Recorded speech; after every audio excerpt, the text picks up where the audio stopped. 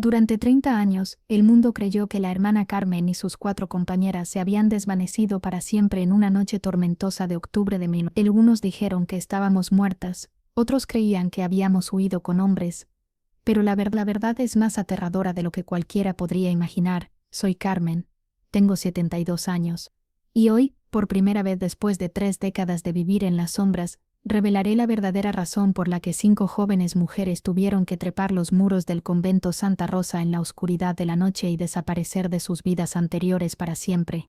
Esta no es una historia de fe quebrantada, es una historia del diablo escondido detrás de un manto sagrado, de secretos oscuros ocultos por muros consagrados, de 5 mujeres que pagaron con sus vidas por escapar del infierno. Si me escuchas desde cualquier parte del mundo, por favor deja un comentario y suscríbete, porque hay verdades que necesitan ser difundidas sin importar cuánto puedan sacudir lo que crees.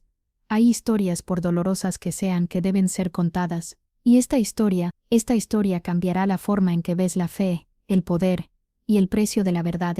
Desde niña siempre fui una persona reservada, prefería observar antes que hablar. Mi abuela solía decir que tenía una percepción especial, capaz de ver más allá de lo obvio. Tal vez por eso fui la única que notó los eventos oscuros que se desarrollaban en ese convento, el único ojo vigilante que percibió la sombra proyectándose detrás de las sonrisas angelicales y las oraciones diarias. Entré al convento Santa Rosa a los 17 años por mi propia voluntad, movida por el deseo de servir a Dios en cuerpo y alma.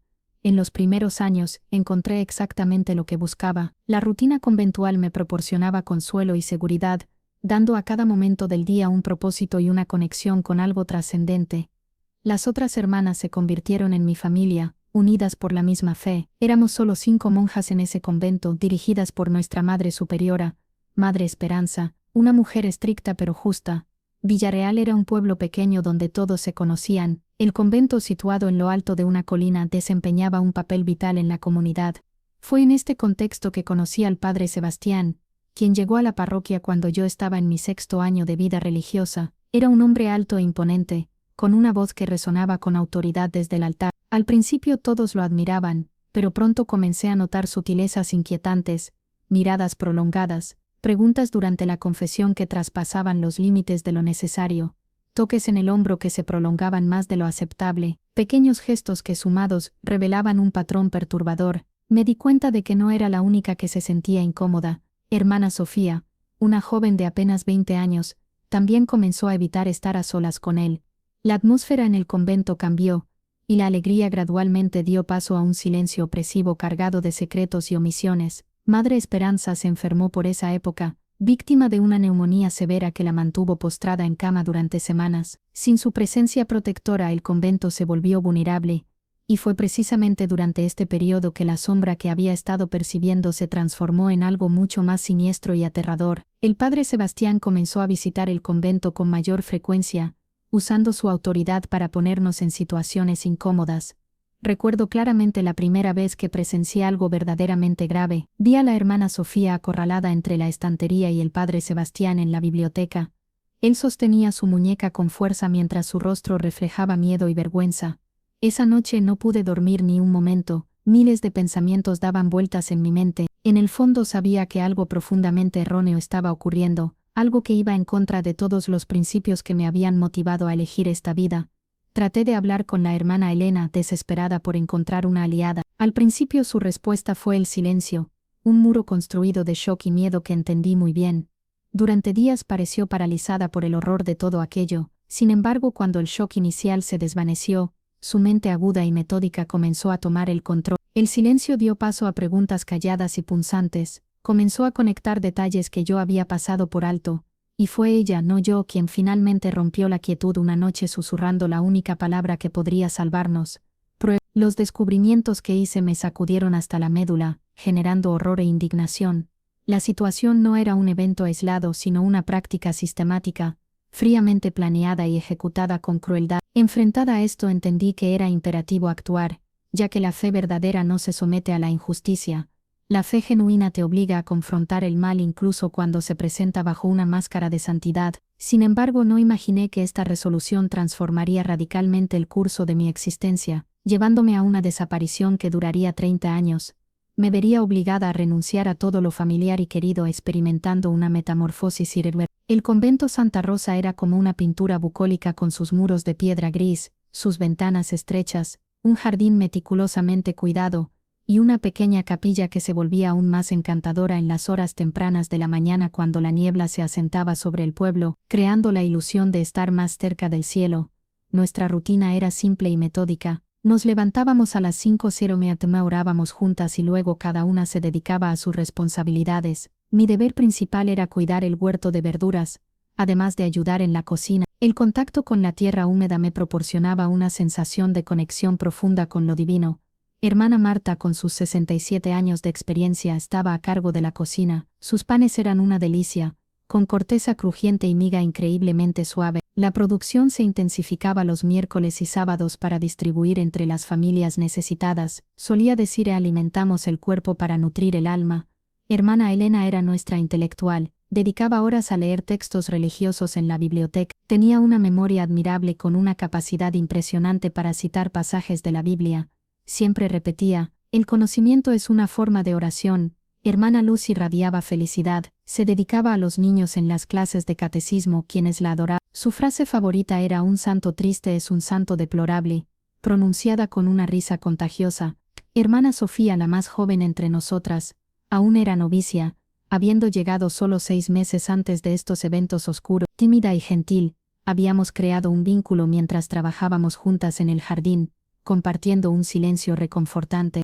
¿Alguna vez has sentido ese miedo que paraliza el alma?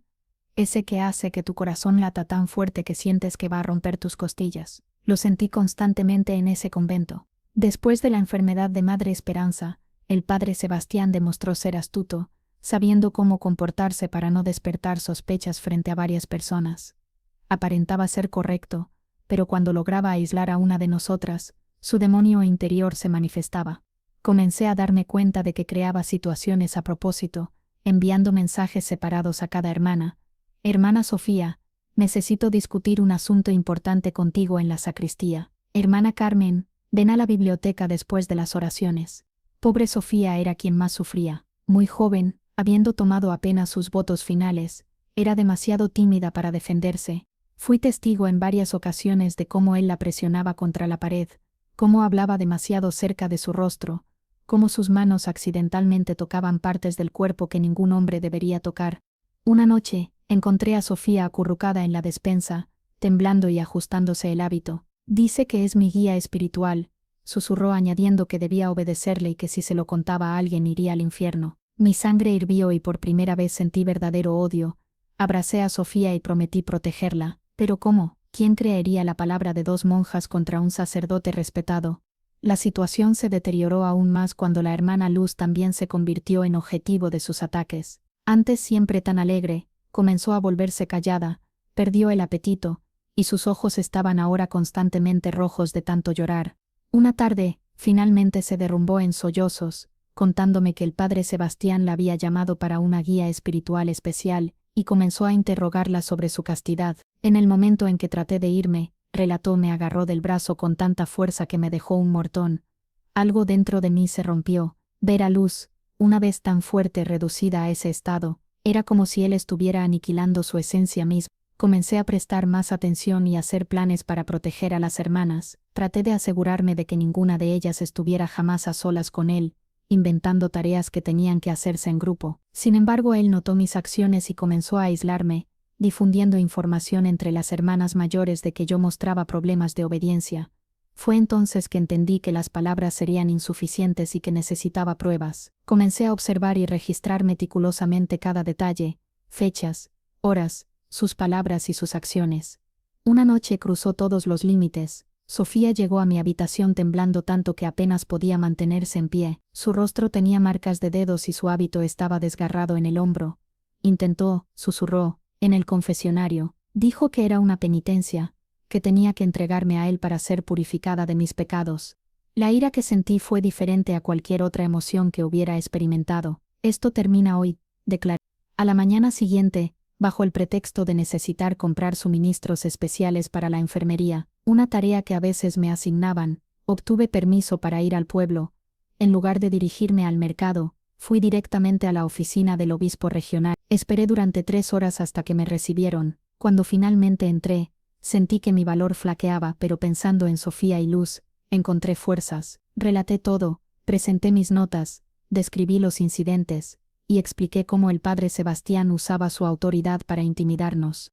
El obispo escuchó atentamente en silencio, y cuando terminé suspiró. Hermana Carmen, estas son acusaciones extremadamente graves. El padre Sebastián es un sacerdote ejemplar, ¿estás segura? Mi corazón se hundió. A pesar de toda la evidencia, la duda aún persistía. Estoy absolutamente segura, respondí firmemente. Temo por el bienestar de mis hermanas mientras él continúe teniendo acceso al convento. Investigaré el caso, pero le pido que mantenga absoluta discreción. Un escándalo de esta magnitud podría dañar seriamente la imagen de la Iglesia. Salí con una mezcla de esperanza y aprensión. Había hecho todo lo que estaba en mi poder dentro del sistema. 2 noches después, el padre Sebastián apareció en el convento fuera de sus horas habituales, su rostro contorsionado por la furia. Permaneció encerrado en una habitación con la hermana Elena durante casi 1 hora. Cuando salió, a Elena se veía devastada mientras el sacerdote lucía una sonrisa triunfante.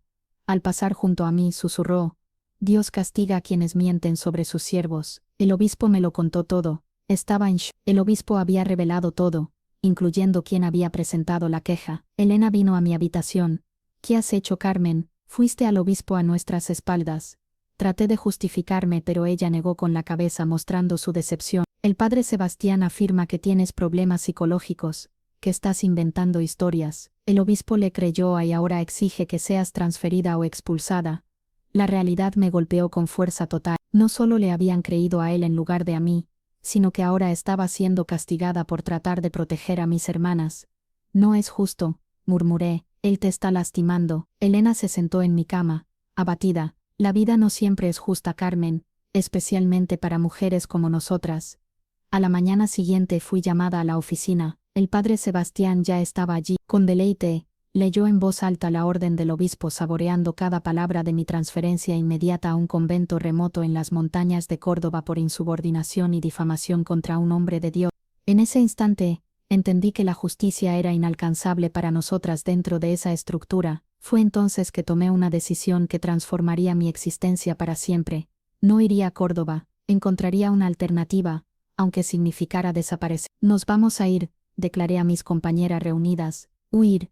La mera mención de esa palabra resonó incesantemente en mi mente, día y noche. Nunca imaginé que un día estaría planeando una fuga de un convento, el lugar que había elegido como mi hogar. Sin embargo, ahí estábamos, 5 monjas asustadas susurrando en el sótano, rodeadas de cajas de papas y productos enlatados. Hermana Elena, siempre reflexiva, expresó su vacilación. Si huimos, pareceremos culpables, dirán que tenemos algo que ocultar. Y lo tenemos, replicó Luz amargamente. Tenemos que ocultar nuestra vergüenza, nuestra humillación, el hecho de que la Iglesia nos ha abandonado. Hermana Sofía solo sollozaba silenciosamente, abrazando sus rodillas. Hermana Marta, la mayor, permaneció en silencio durante mucho tiempo. 65 años, dijo finalmente. Durante 65 años, he servido a Dios dentro de estos muros. Pensé que encontraría paz en la muerte. Sin embargo, ahora me doy cuenta de que a veces Dios exige sacrificios que no entendemos. Si es necesario partir para proteger a mis hermanas, entonces que se haga su voluntad. Sus palabras solidificaron nuestra decisión. Huiríamos juntas. Pero ¿cómo podrían 5 mujeres sin recursos financieros, sin contactos y sin dirección lograr tal hazaña? El muro del convento era imponente, adornado con fragmentos de vidrio en la parte superior. La puerta era pesada y ruidosa, y aun si lográbamos atravesarla, ¿a dónde iríamos? Necesitábamos ayuda externa, alguien en quien pudiéramos confiar. Oré como nunca antes, no recitando oraciones memorizadas, sino expresando los sentimientos más profundos de mi alma. Señor, si estamos haciendo tu voluntad, envíanos una señal. Y la envió de la manera más inesperada. Don Ramiro, el proveedor que entregaba verduras al convento, un hombre simple de pocas palabras y manos callosas, que vivía solo en una pequeña granja en las afueras del pueblo. Ese día, mientras lo ayudaba a descargar las cajas, me miró de manera diferente. No se ve bien, hermana Carmen, comentó en voz baja. Me sorprendí porque don Ramiro rara vez decía algo más de lo estrictamente necesario. Estoy bien, respondí con una sonrisa forzada, solo un poco cansada. Continuó observando. Perdone mi intromisión, pero mi difunta esposa solía decir que tenía un don para percibir cuando las personas están atribuladas. Si usted o las otras hermanas necesitan ayuda, pueden contar conmigo. Mi corazón se aceleró. ¿Era esta la señal que había estado esperando, o una trampa? ¿Qué le hace pensar que necesitamos ayuda?, pregunté cautelosamente. Él suspiró. Mi hija mayor se unió a un convento en el norte. Ella también tuvo problemas con un sacerdote. Sus ojos se oscurecieron. Para cuando finalmente pudo contarme lo que había pasado, era demasiado tarde. Sentí una conexión inmediata con este hombre que cargaba su propio dolor. Tiene razón, confesé. Necesitamos ayuda, mucha ayuda. En los días siguientes, don Ramiro se convirtió en nuestro aliado. Intercambiamos información discretamente a través de notas escondidas entre las verduras. En una de sus notas me contó sobre una sección del muro trasero, donde las piedras se estaban desmoronando y un gran roble crecía cerca, sus ramas gruesas extendiéndose sobre la parte superior. No hay vidrio ahí, escribió. Las ramas les darán cobertura y algo de qué agarrarse. Dejaré una escalera de cuerda vieja escondida en los arbustos cercanos. Era nuestro único camino viable. Un plan comenzó a tomar forma. Don Ramiro tenía un primo en las montañas de Tucumán, que poseía una pequeña posada. El primo aceptó acogernos temporalmente. Don Ramiro usaría sus ahorros para financiar nuestro viaje y el periodo inicial de adaptación. No puedo quedarme de brazos cruzados y ver que pasen por lo que le pasó a mi Rosa, declaró con ojos llorosos. El plan era simple, aunque lleno de riesgos. Escaparíamos en una noche de lluvia torrencial. Don Ramiro esperaría con su camioneta pick-up en un lugar apartado del camino. Tendríamos que trepar el muro en la parte trasera donde los árboles proporcionaban cobertura natural. Sin embargo, antes que nada, era esencial reunir artículos esenciales. Elena logró obtener nuestros certificados de nacimiento y documentos de identificación de los archivos. Luz logró reunir medicamentos. Sofía y yo nos encargamos de la ropa, conscientes de que no podíamos usar nuestros hábitos religiosos ya que serían fácilmente reconocibles. Don Ramiro nos consiguió ropa civil de una vecina. La parte más difícil fue decidir qué dejar atrás: el rosario que me había dado mi madre, el libro de oraciones de Elena, la pequeña estatua de la Virgen de Luz, el álbum de fotos familiares de Marta. Teníamos que viajar con lo mínimo indispensable. A medida que se acercaba el día señalado, el miedo se intensificaba. ¿Y si nos descubren? ¿Y si el padre Sebastián se entera? Aún podemos retractarnos, sugerí una noche. Puedo ir sola a Córdoba, como ordenó el obispo. Ni lo pienses, me interrumpió Luz. Si una se va, todas nos vamos. Esa misma noche, escuchamos un ruido proveniente del sótano. Alguien bajaba las escaleras. Nos quedamos heladas de miedo, pero era hermana Elena, una monja mayor que siempre había apoyado al padre Sebastián. Sé lo que están planeando, dijo sin rodeos. Mi corazón se aceleró. Estábamos perdidas. Para nuestra sorpresa, Elena sacó dinero de su bolsillo. Tómenlo, es todo lo que he ahorrado haciendo trabajos de costura, que les ayude a empezar. Quedé momentáneamente sin palabras, alternando mi mirada entre el dinero y ella. ¿Pero por qué?, logré preguntar. Siempre fingí creerle porque tenía miedo, porque soy demasiado vieja para empezar de nuevo, porque soy una cobarde, confesó con un suspiro. Pero ustedes no lo son. Son jóvenes, son valientes, merecen una oportunidad de escapar de este infierno. La noche antes de la fuga, no pude dormir, reflexioné sobre mi familia, mi vocación, sobre Dios. Estábamos tomando la decisión correcta. Si estamos haciendo tu voluntad, Señor, supliqué en oración, por favor protégenos.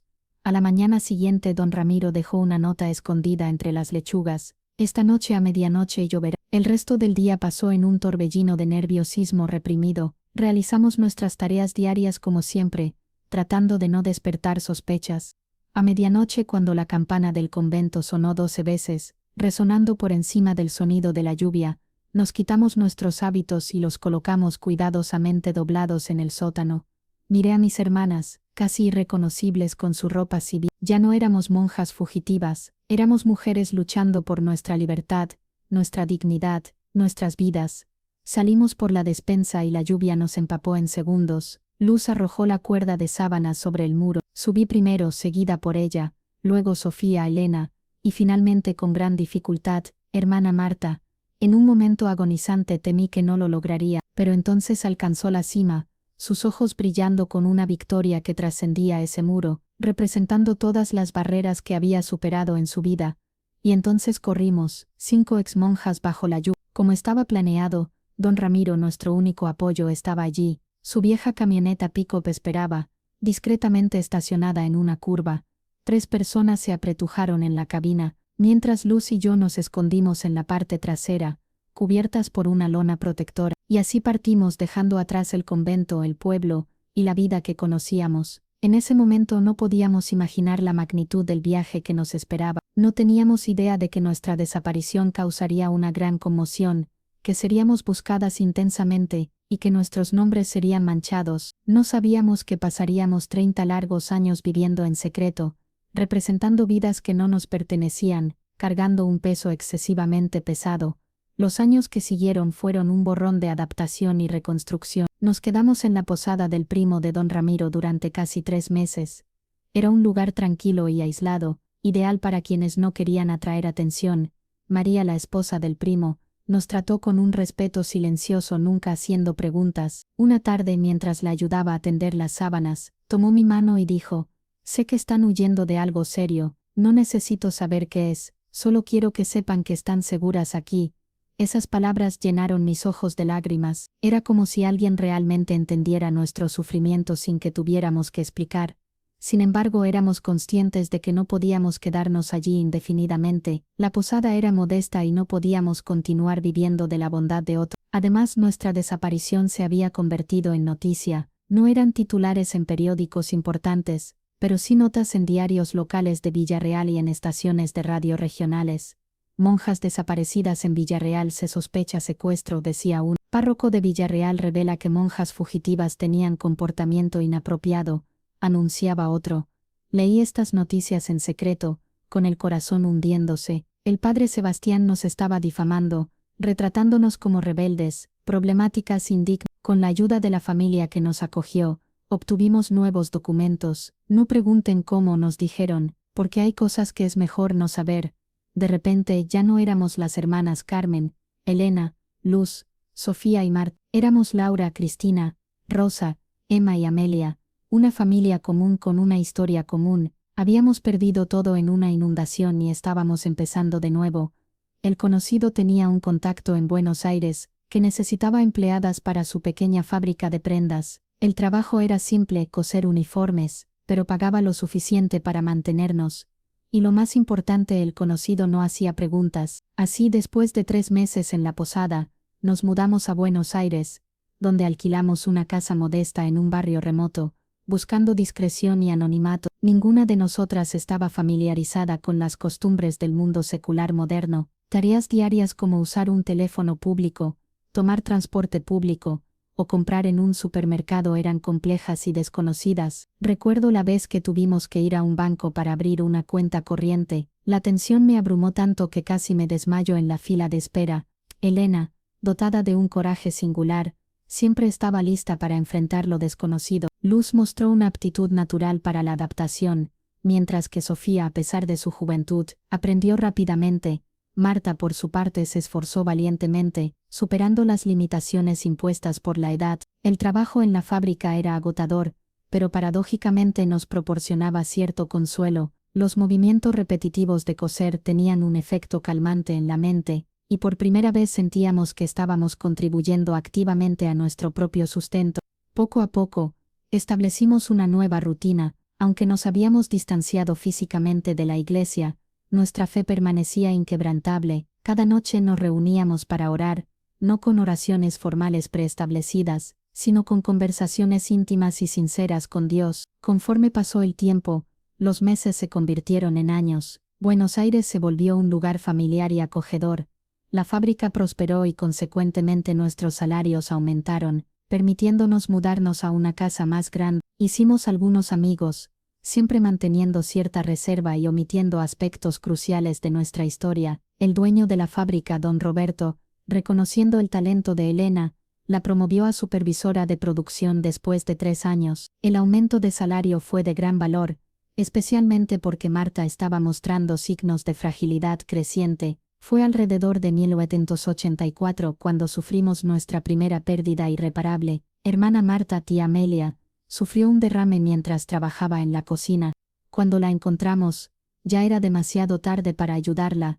Su funeral fue una de las experiencias más dolorosas de mi vida. No pudimos enterrarla como hermana Marta con los honores que merecía. Nos vimos obligadas a enterrarla bajo el nombre de Amelia García, una anciana común. Después de su muerte decidimos mudarnos nuevamente. Don Roberto estaba abriendo una sucursal en Córdoba y le ofreció a Elena el puesto de gerente. Aceptamos la propuesta inmediatamente. Córdoba era una metrópolis bulliciosa donde sería más fácil perdernos entre la multitud. Sin embargo, también estábamos más expuestas a las noticias y la posibilidad de ser reconocidas. Nuestra vida continuó en silencio durante casi una década. Comenzaba a creer que tal vez finalmente habíamos encontrado paz cuando en 1995 me topé con una fotografía del padre Sebastián en un periódico. Sacerdote de Villarreal celebra 35 años de servicio a la comunidad, anunciaba el titular. Ahí estaba, un poco mayor pero con la misma sonrisa hipócrita de siempre. El reportaje lo elogiaba como un pilar de la comunidad, destacando su dedicación incansable.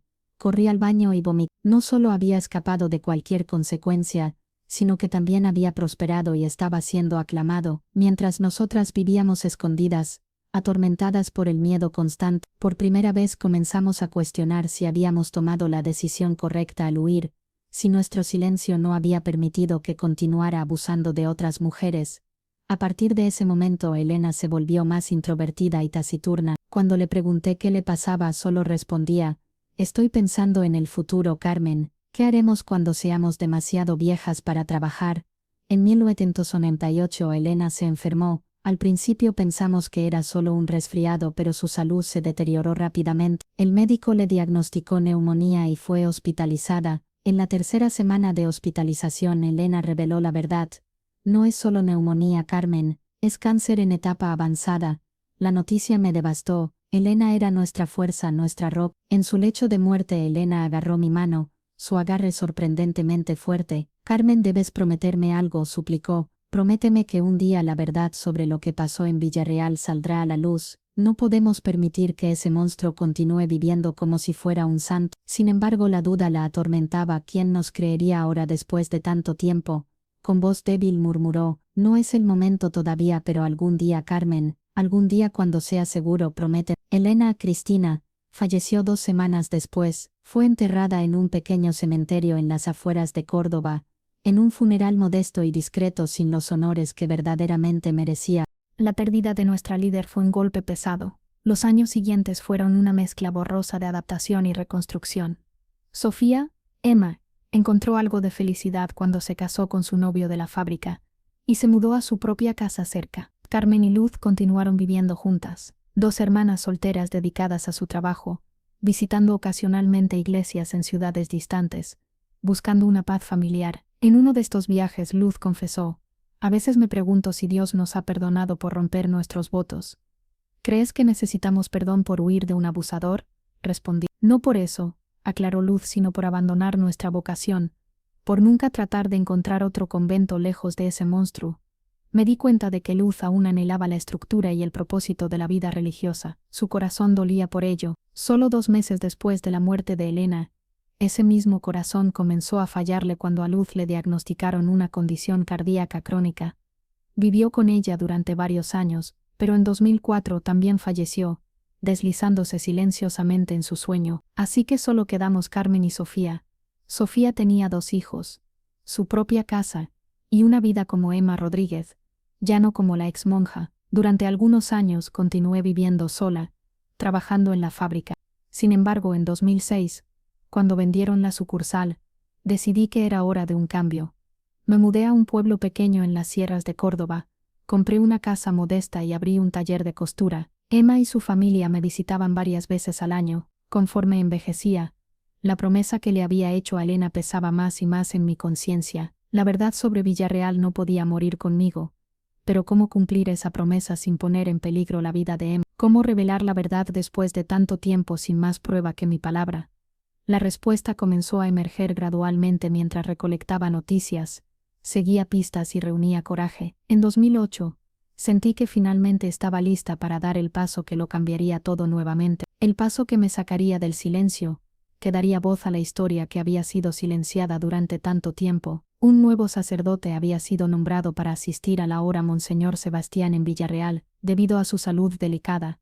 Su nombre era Juan. Investigué frenéticamente sobre él. Era joven, de unos 32 años, y había sido ordenado recientemente después de una carrera como profesor universitario. Era conocido por su trabajo con jóvenes en riesgo y por sus posiciones progresistas. Más importante aún, en una entrevista cuando le preguntaron qué lo había llevado al sacerdocio, mencionó que su hermana había sido monja y que su ejemplo de fe había sido una inspiración incluso después de su muerte prematura. Su hermana, una joven monja fallecida. No había nombres, ni detalles. Podría ser una coincidencia, pero algo dentro de mí me decía que no.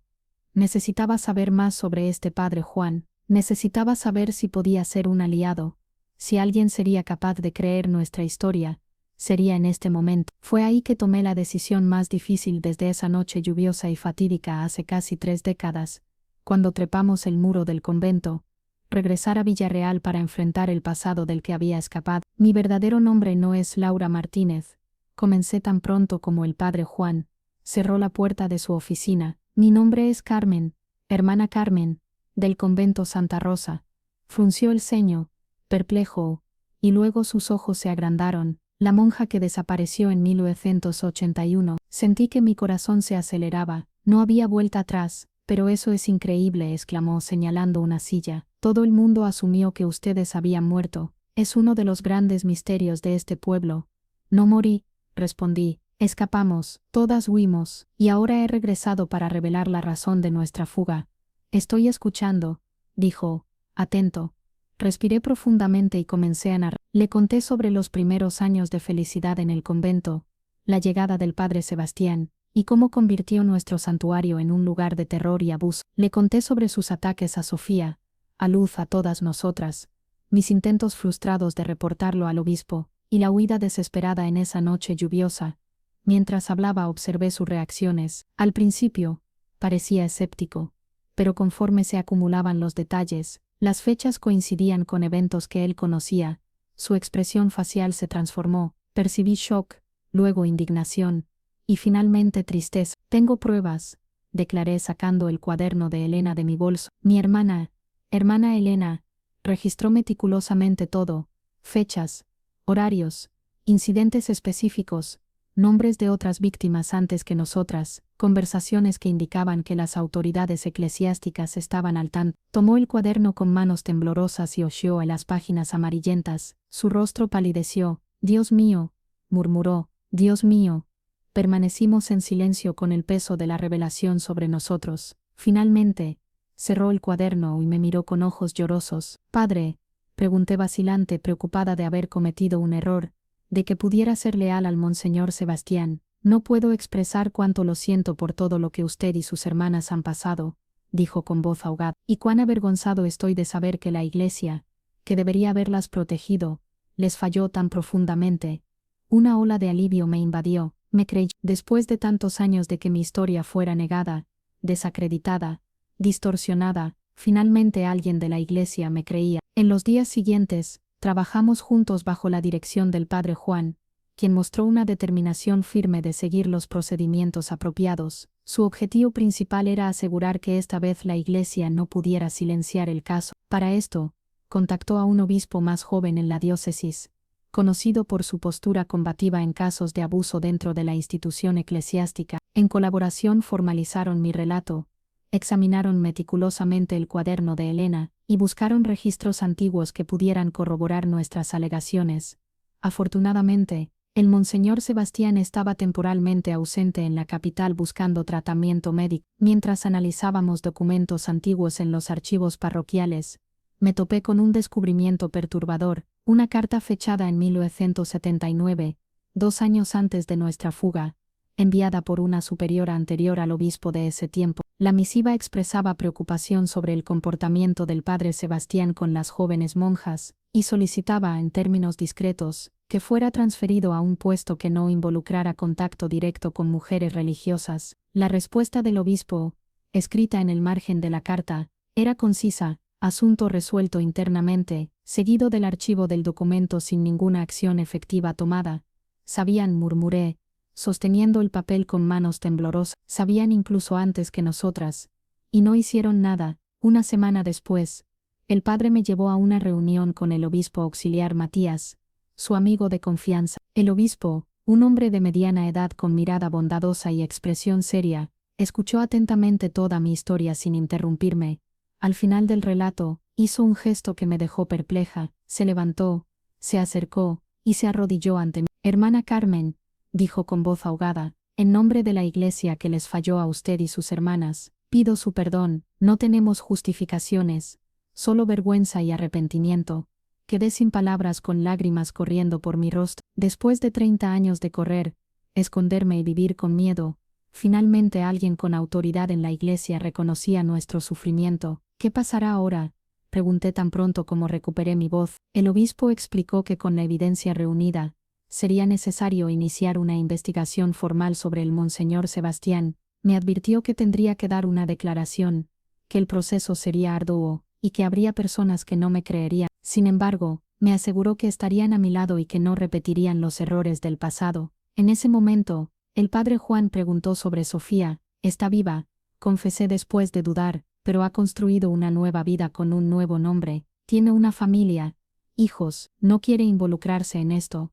Ambos mostraron comprensión. Respetaremos su decisión, aseguró el obispo. Su nombre no será mencionado sin su permiso. Cuando terminé de narrar los eventos de esa noche en el centro comunitario, el silencio era tan profundo que se podía escuchar la respiración de cada persona presente. Relaté todo directa y objetivamente, detallando los abusos cometidos por el padre Sebastián. Después de un intento fallido de obtener ayuda, inicié una fuga desesperada y permanecí escondida durante 30 años bajo identidades falsas. Hablé de mis hermanas fallecidas, Marta, Elena y Luz, quienes se llevaron el secreto consigo y fueron enterradas bajo nombres que no les pertenecían. Mencioné la promesa que le hice a Elena de que un día la verdad saldría a la luz. No hice mención de Sofía. Para todos los presentes, la narrativa involucraba solo 4 monjas, no 5. Era una pequeña falsedad insertada en una gran verdad, y estaba convencida de que Dios entendería. Al final de mi relato, observé la multitud de rostros. Algunos lloraban abiertamente, otros mostraban expresiones de shock. Una minoría, especialmente aquellos que habían conocido al monseñor durante décadas, manifestaba incredulidad que rayaba en la ira. Fue la señora Teresa Morales, la maestra jubilada, respetada por todos, quien rompió el silencio. Se levantó lentamente y con voz audible declaró: «Hermana Carmen, le creo y lamento profundamente que nadie le creyera antes». Otras voces comenzaron a unirse a la suya. Un hombre de mediana edad compartió que su hermana había sido novicia en el convento antes que nosotras, y que se fue súbitamente sin explicación, nunca volviendo a ser la misma persona, nunca regresando a una iglesia. Una mujer mayor confesó que había escuchado rumores sobre el comportamiento del padre Sebastián años atrás, pero los ignoró, considerando tal conducta imposible de parte de un hombre de Dios. Ahora, entre lágrimas, reconocía su error. Poco a poco, más personas compartieron sus percepciones, pequeños incidentes que juntos delineaban un patrón irrefutable. El padre Sebastián no era el santo que aparentaba ser.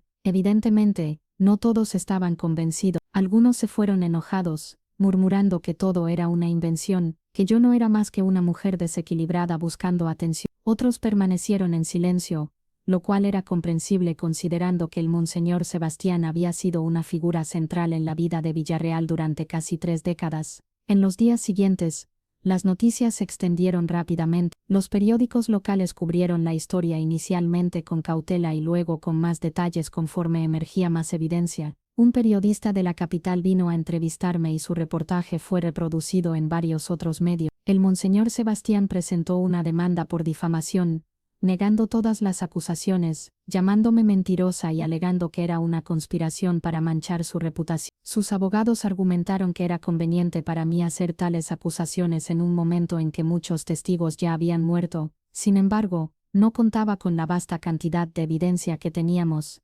El cuaderno de Elena, la carta condenatoria de una superiora anterior que habíamos descubierto en los archivos, y sobre todo, el creciente número de otras víctimas que comenzaron a salir adelante inspiradas por mi valentía. Ex-monjas, mujeres de la comunidad que habían sido acosadas durante la confesión, e incluso ex-seminaristas que reportaron castigos extraños y humillaciones salieron a la luz pública.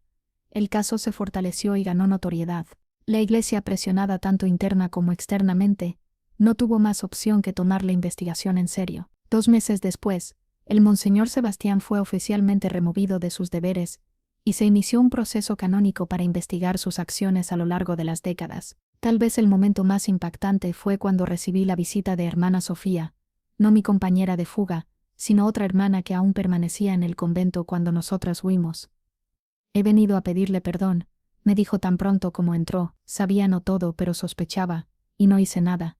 Tenía miedo, vergüenza, y por mi silencio, usted y las otras sufrieron. Otras personas sufrieron. Abracé a esa dama frágil cuyos hombros temblaban convulsivamente con sollozos, y lloré con ella. No había ira dentro de mí, solo la comprensión de cómo el sistema nos había abandonado. Todo el pueblo de Villarreal se vio obligado a confrontar una verdad abrasadora, un proceso arduo y doloroso. Había días en que recibía una avalancha de mensajes de apoyo, tantos que apenas podía leerlos todos. Por el contrario, había noches en que necesitaba protección policial debido a las amenazas dejadas en mi puerta. Sin embargo, poco a poco, incluso los más escépticos comenzaron a darse cuenta de que la evidencia era irrefutable. La verdad, como había escrito Elena, tenía un poder inherente. El proceso canónico duró casi un año. La decisión dictada fue más contundente de lo que muchos esperaban. Fue oficialmente secularizado, despojado de su estatus clerical. Para muchas víctimas, incluyéndome a mí, el castigo parecía insuficiente. No iría a la cárcel ya que los crímenes eran muy antiguos y habían pasado el estatuto de limitaciones. Mantendría su jubilación, su casa, su libertad. Sin embargo, había una forma de justicia en el hecho de que había perdido lo que más apreciaba, su estatus, su poder, su influencia.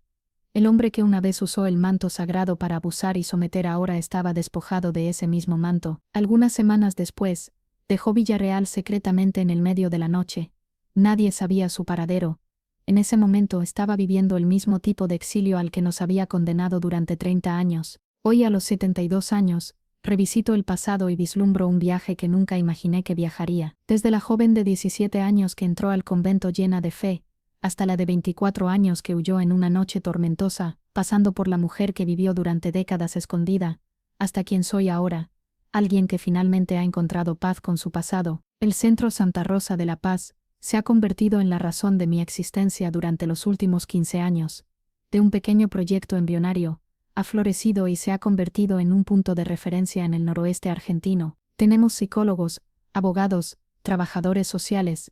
Ayudamos a cientos de mujeres a recuperar su voz, su fuerza, su capacidad de empezar de nuevo después del abuso. Emma, mi querida Sofía, se mudó a Villarreal hace 5 años después de la muerte de su esposo. Sus hijos habían crecido y quería pasar sus últimos años cerca de mí, su verdadera familia. Actualmente trabaja conmigo en el centro, especialmente con las mujeres más jóvenes que ven en ella un ejemplo viviente de que es posible construir una vida feliz incluso después del trauma más profundo. Mi lugar está aquí, siempre dice, donde puedo presenciar el impacto real de mi trabajo diariamente.